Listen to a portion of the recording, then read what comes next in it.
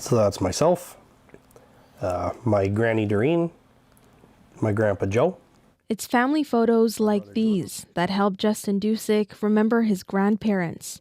The photos also a reminder of goodbyes he'll never have. In 2021, his grandparents, Joe and Doreen, died in hospital 11 days apart from COVID-19. At that time, pandemic rules restricted visitation in hospitals.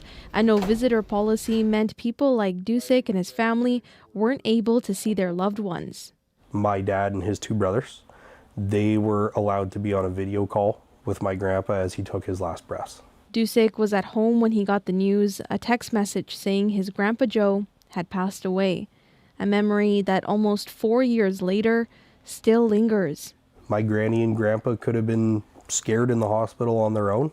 They never got comfort in their final moments. Who knows what they wanted to say to us? Who knows if all they wanted was a hug? It's a story heard across Canada. What we saw was a fundamental breaking of people's hearts. Laura Tamblin-Watts is the head of CanAge, a national advocacy organization for seniors. She says cases like Dusik's became common throughout the pandemic. At best, you were blocked with a window in full personal protective equipment, trying to see your loved one through, knowing that it might be the last time. 5 years after the first cases of COVID-19, Tamblin-Watts says things could have been handled better.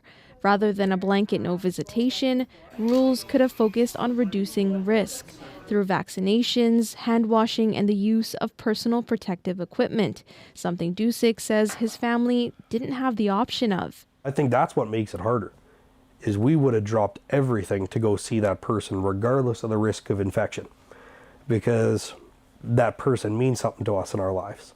Dusik and his family are trying to move on, but like others with the same experience, they still carry those times with them.